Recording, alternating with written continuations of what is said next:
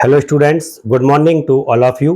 Students, आज के इस वीडियो में हम प्रकाश का अपवर्तन अर्थात रिफ्रैक्शन ऑफ लाइट के डिफरेंट एग्जाम्पल्स की स्टडी करेंगे। स्टूडेंट्स, इसके पहले वाले वीडियो में हमने प्रकाश का अपवर्तन क्या होता है, इसके कारण क्या हैं, इसके नियम क्या हैं इत्यादि फैक्ट्स की स्टडी की थी। तो स्टूडेंट्स, आज हम शुरू करते हैं प्रकाश के अपवर्तन के कुछ प्रमुख एग्जाम्पल से। तो स्टूडेंट्स, यहाँ पर एक सिंपल क्वेश्चन आता है कि प्रकाश का अपवर्तन कब होता है। तो इसके लिए हमारा जो एक सरल आंसर होता है वह होता है जब प्रकाश की किरण एक माध्यम या मीडियम से किसी दूसरे माध्यम या मीडियम में जाती है, तब प्रकाश का अपवर्तन या रिफ्रैक्शन होता है। अब यहाँ पर एक क्वेश्चन और भी होता है, यह अपवर्तन कब होगा? यदि दोनों माध्यम के अपवर्तनांक या रिफ्रैक्टिव इंडेक्स समान होते हैं तब अपवर्तन नहीं होता है। एक माध्यम से दूसरे माध्यम में जाती है, लेकिन इसमें भी एक कंडीशन होती है, शर्त होती है, इन माध्यमों के अपवर्तनांक या रिफ्रैक्टिव इंडेक्स अलग अलग होने चाहिए। इन माध्यमों के अपवर्तनांक रिफ्रैक्टिव इंडेक्स अलग अलग होने चाहिए। यदि दोनों माध्यमों के अपवर्तनांक समान होते हैं तब अपवर्तन नहीं होता है। तो स्टूडेंट्स, अब यहाँ पर एक क्वेश्चन आता है कि हम माध्यम किसे कहते हैं और माध्यम में कब अपवर्तन होता है और कब अपवर्तन नहीं होता है। तो स्टूडेंट, सबसे पहले हम इसी टॉपिक की स्टडी करेंगे। मीडियम या माध्यम क्या होता है? माध्यम या मीडियम क्या होता है? स्टूडेंट्स, हम जानते हैं कि प्रकाश वायु में गति करता है, प्रकाश जल में गति करता है, जल से होकर निकल सकता है, प्रकाश कांच से होकर निकल सकता है। तो हमारा जो ऑब्जर्वेशन होता है, हम देखते हैं कि प्रकाश वायु, कांच, जल इन सारी पदार्थों से होकर निकल जाता है, इनके आर पार निकल जाता है। इसी के आधार पर हम माध्यम को डिफाइन करते हैं, माध्यम को परिभाषित करते हैं। कोई भी पदार्थ माध्यम, कोई भी पदार्थ जिससे प्रकाश की किरणें या जिसमें प्रकाश की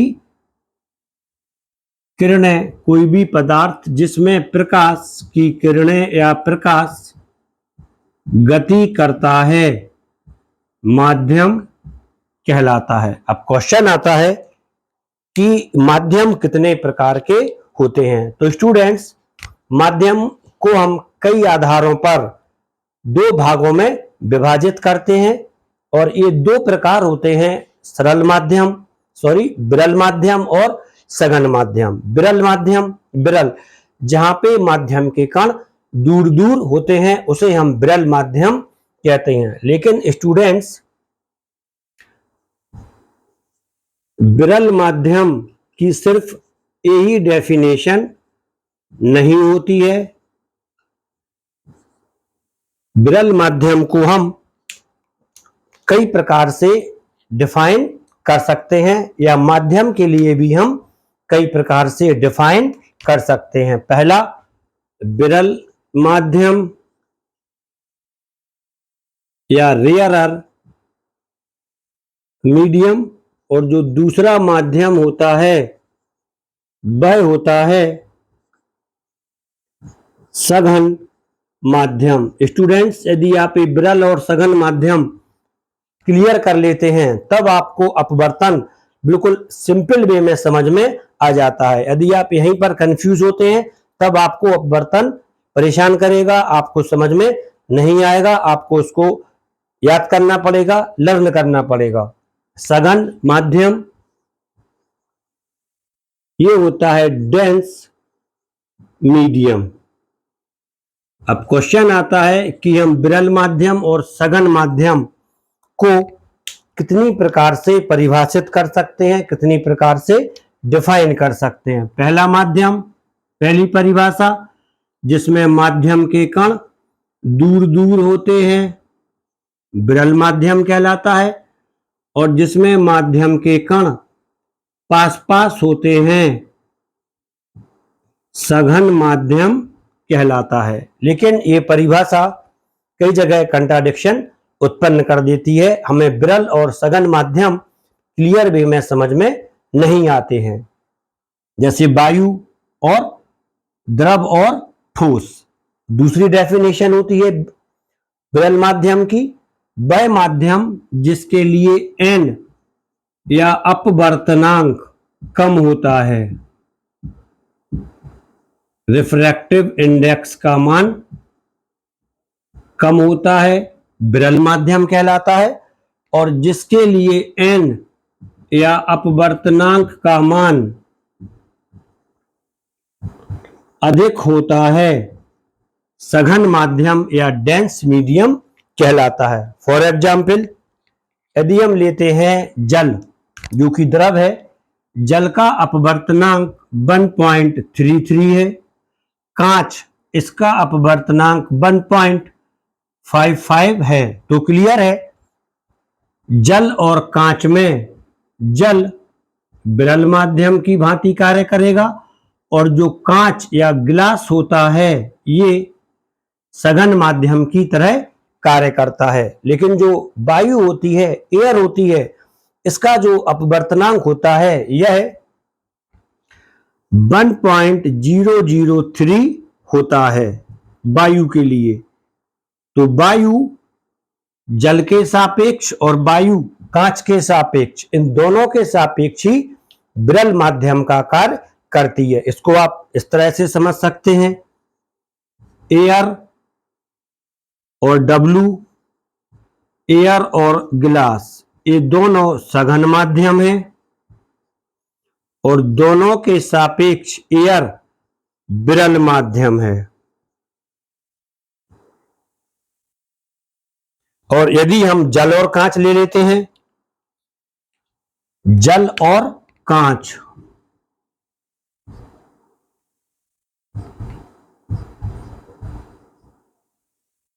जल का माध्यम 1.33 होता है और कांच का माध्यम 1.55 होता है। तब इन दोनों में जिसका अपवर्तनांक कम होगा वह विरल माध्यम होगा और जिसका अपवर्तनांक ज्यादा होता है वह सघन माध्यम होता है। तो स्टूडेंट्स, यहां पर जो जल है, जल विरल माध्यम हो जाता है और कांच यहां पर सघन माध्यम हो जाता है। तो स्टूडेंट्स, अभी आपने मीडियम या माध्यम क्या होते हैं और माध्यम को हम दो मेन आधारों पर डिफाइन करते हैं, इसका अध्ययन कर लिया है। अब क्वेश्चन आता है कि माध्यम को क्या हम किसी अन्य प्रकार से भी डिफाइन करते हैं?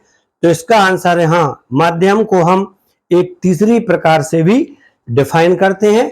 इस तीसरे प्रकार की डिफाइन हम क्वेश्चन आंसर में देखेंगे कि हम माध्यम की डिफाइन किस प्रकार से करते हैं। तो स्टूडेंट्स, इसके बाद हमारा जो नेक्स्ट टॉपिक होता है वह होता है कि अपवर्तन किन अवस्थाओं में नहीं होता है, मतलब वो अवस्थाएं जिनमें अपवर्तन नहीं होगा, चाहे प्रकाश की किरण एक माध्यम से दूसरी माध्यम में जा रही हो। तो स्टूडेंट्स, इसके बाद जो अगला टॉपिक है वह टॉपिक है वे अवस्थाएं या कंडीशन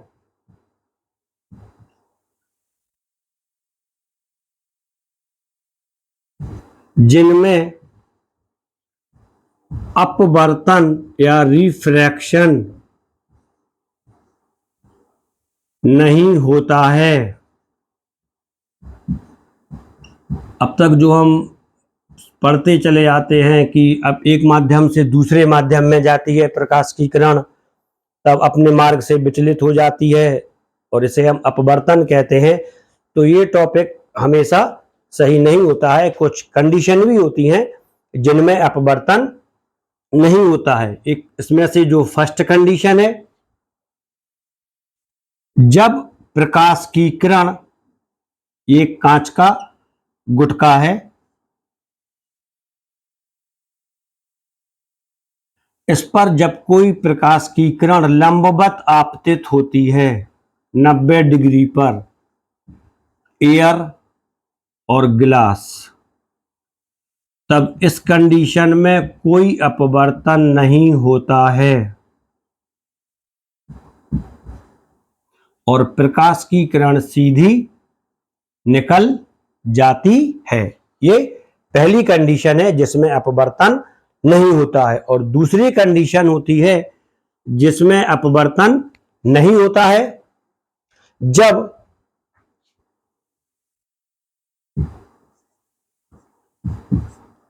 दोनों माध्यमों के अपवर्तनांक समान होते हैं, रिफ्रैक्टिव इंडेक्स समान होते हैं, तब उस कंडीशन में भी अपवर्तन नहीं होता है। तो ये वो कंडीशन है जिनमें अपवर्तन नहीं होता है। जब भी दो माध्यम के रिफ्रैक्टिव इंडेक्स या अपवर्तनांक समान हो जाते हैं, दोनों माध्यम वास्तव में एक ही माध्यम की तरह कार्य करने लगते हैं। तो ये स्टूडेंट्स वो कंडीशन थी जिनमें अपवर्तन नहीं होता है। अब इसके कुछ एग्जाम्पल्स हैं। तो ये एग्जाम्पल्स बताने से पहले मैंने जो आपको अपवर्तन बताया था, मीडियम बताया था, इसमें थोड़ी सी आपकी मेमोरी ब्रश अप करा देते हैं कि अपवर्तन किस प्रकार से होता है। इसमें से जो फर्स्ट कंडीशन है, जब प्रकाश की किरण विरल माध्यम रेयरर मीडियम से सघन माध्यम में जाती है, जब प्रकाश की किरण विरल माध्यम से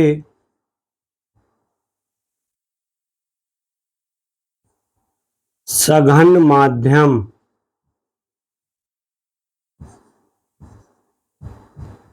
डेंसर मीडियम में जाती है, जैसे एयर टू ग्लास,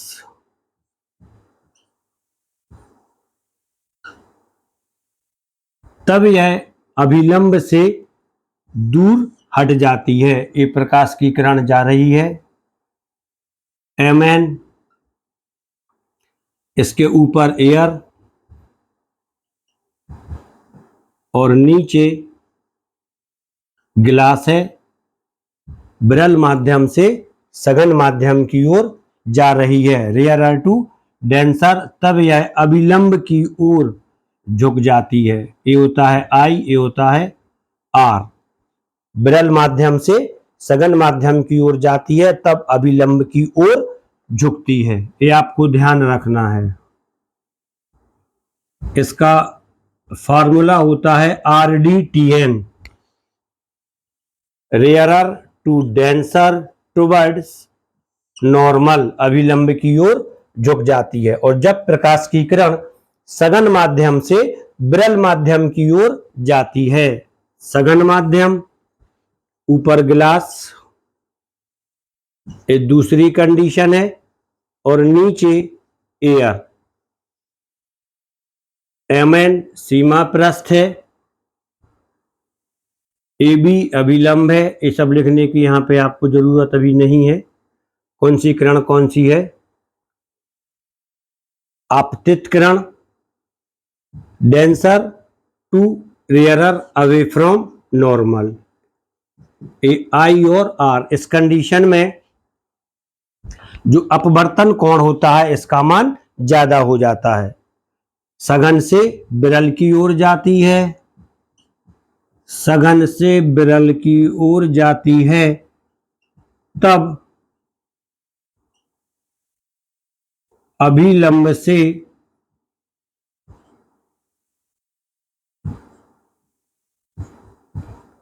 दूर हटती है।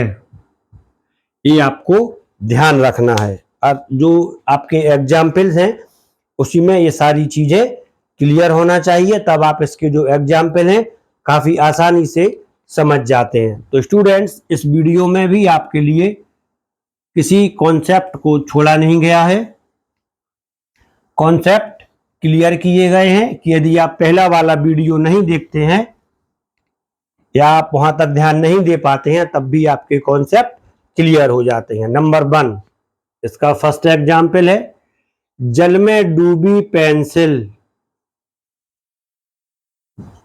तिरछी दिखाई देती है या टेढ़ी दिखाई देती है। पेंसिल, पेन, कोई भी रॉड हो सकती है, एनीथिंग जिसको हम जल में डुबाते हैं। जल में डूबी पेंसिल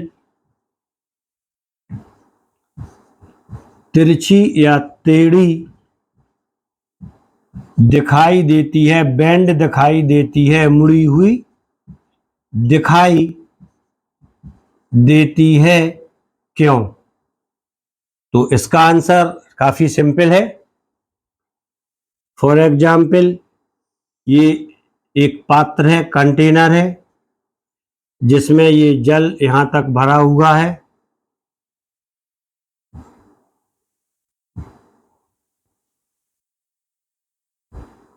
और इस जल में एक पेंसिल इस तरह से डुबा दी जाती है।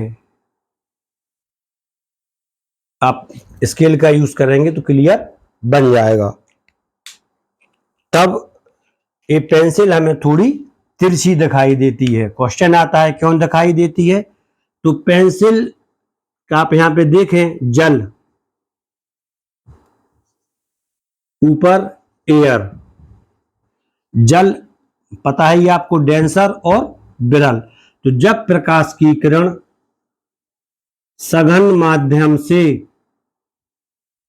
विरल माध्यम में जाती है तो अभिलंब से दूर हट जाती है। ये अभिलंब से दूर हट जा रही है, आई, और ये आर। जब प्रकाश की किरण सघन माध्यम से विरल माध्यम में जाती है तो अभिलंब से दूर हट जाती है। इसी प्रकार ये दूसरी प्रकाश की किरण है,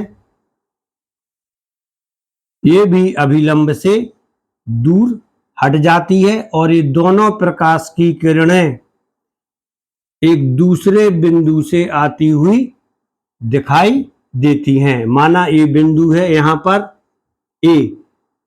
ए डैश, तब जो पेंसिल की नोक होती है वह हमें ए डैश पर दिखाई देती है, और हमें ये पेंसिल इस तरह से कुछ बेंड होती हुई या तिरछी दिखाई देती है।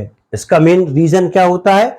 अपवर्तन। अब यहां पे हमारा एक कॉन्सेप्ट और भी क्लियर हो जाता है कि हमें जल से भरे पात्र की गहराई कम प्रतीत होती है, क्यों? ये भी हमारा इसी से क्लियर हो जाता है।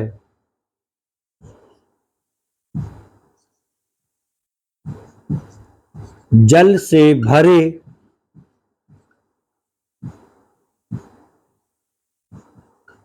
पात्र की, कंटेनर की गहराई कम प्रतीत होती है, क्यों?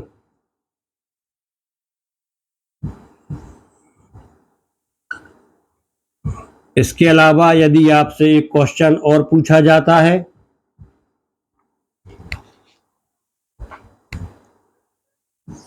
जल से भरे पात्र की तलहटी या बॉटम पर रखा सिक्का, तलहटी या बॉटम पर रखा सिक्का या कॉइन या कोई भी मटेरियल, सिक्का ऊपर की ओर दिखाई देता है, अपवर्ड डायरेक्शन में, सिक्का ऊपर की ओर दिखाई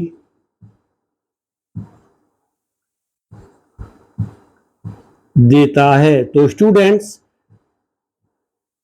यहां पर आप देखें फर्स्ट, सेकेंड और थर्ड, या एक क्वेश्चन और इसमें हम बढ़ा सकते हैं। जल में तैरती मछली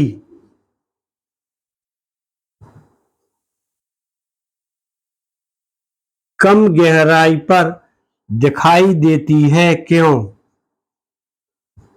कोई भी जलीय जीव, एक्वेटिक एनिमल कम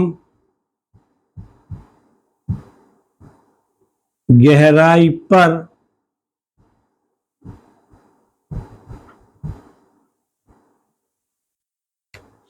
दिखाई देती है, क्यों?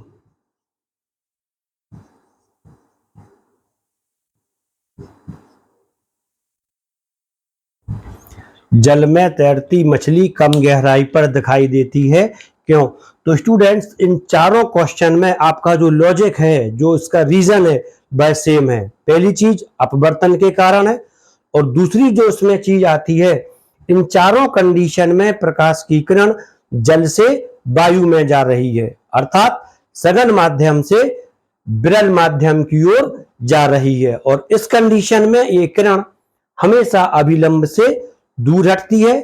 पहली किरण अभिलंब से दूर हटेगी, और जो दूसरी किरण किसी भी वस्तु से चलती है वह भी अभिलंब से दूर हट जाती है, और ये दोनों किरणें पीछे बढ़ाने पर जिस बिंदु पर मिलती हैं वहीं पर हमें वह वस्तु प्रतीत होती है, चाहे वह जल से भरे पात्र की बॉटम हो या जल के पात्र की बॉटम पर रखा कॉइन हो या जल में तैरती हुई मछली हो। जैसे ये मछली मान लें हम, पहली रेस इस तरह से, दूसरी इस तरह से, तो मछली हमें थोड़ी ऊपर दिखाई देती है। तो स्टूडेंट्स अब थोड़ा यहां पर कॉन्सेप्ट और क्लियर करते हैं, रीजन आपकी समझ में आ गया होगा।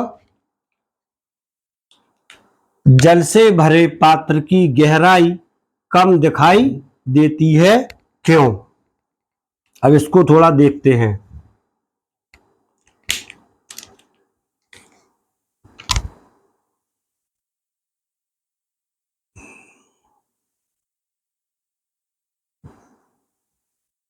जल का ये पात्र हो गया,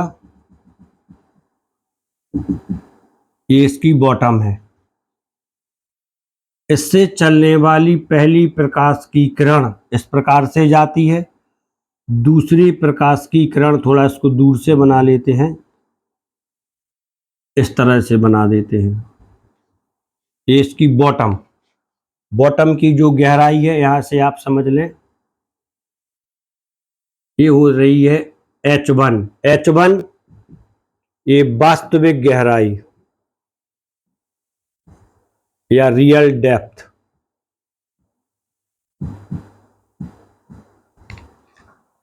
जल सघन माध्यम, वायु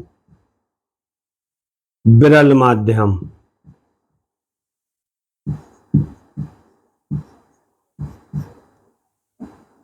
अभिलंब, प्रकाश की किरण अभिलंब से दूर हट जाती है, दूसरे प्रकाश की किरण भी अभिलंब से दूर हट जाती है, और ये दोनों प्रकाश की किरणें, इसको बिंदु को लिया था H1, ए बी H1 वास्तविक गहराई, और क्लियर कर लें ए बी बराबर H1 वास्तविक गहराई। ये दोनों प्रकाश की किरणें हमें एक बिंदु A डैश से आती प्रतीत होती हैं। तो हमें जो जल की गहराई होती है वह यहां तक प्रतीत होती है, जिसे हम बोलते हैं H2, H2 A dash B dash, ये होती है आभासी गहराई। H1/H2 इक्वल टू N, ये इनके बीच में रिलेशन होता है। H1/H2 इक्वल टू N, इससे हम न्यूमेरिकल भी सॉल्व कर सकते हैं। तो स्टूडेंट्स, एक दूसरा कारण था, जो इसका बेस है, जो इसका कॉन्सेप्ट है, वो सेम टू सेम है। इसके बाद इसमें जो नेक्स्ट क्वेश्चन आता है, पेंसिल हो गया, आभासी गहराई हो जाती है कॉइन। यदि आप यहाँ पे कॉइन ले लें, ये कॉइन हो गया, तब कॉइन की जो वास्तविक गहराई है H1 है, और अपवर्तन के पश्चात जो कॉइन की गहराई हो जाती है वह हो जाती है H2। तो क्लियर है, सिक्का ऊपर की ओर दिखाई देता है।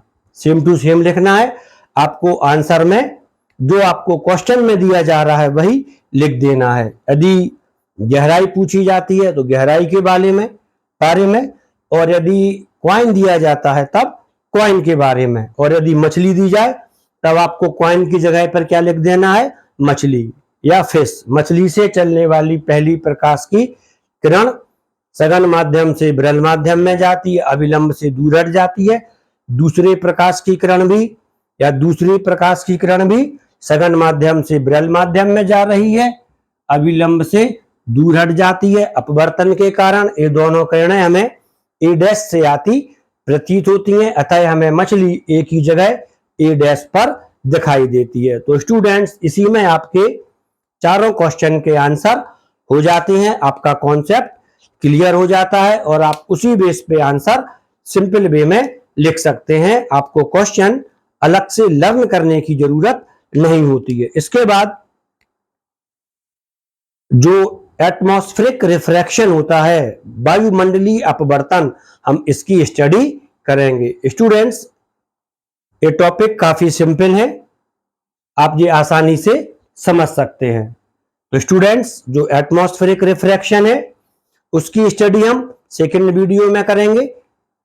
जब तक आप ये सारे जो कॉन्सेप्ट आपको बताए हैं उसकी स्टडी ध्यानपूर्वक कर लें और समझ लें। यदि यह वीडियो आपको अच्छा लगा है तो आप इस वीडियो के लिए शेयर करें, अपने फ्रेंड्स के साथ शेयर करें, और वीडियो के लिए लाइक कर दें, और लगातार मेरे साथ जुड़े रहने के लिए इस चैनल के लिए भी सब्सक्राइब कर लें।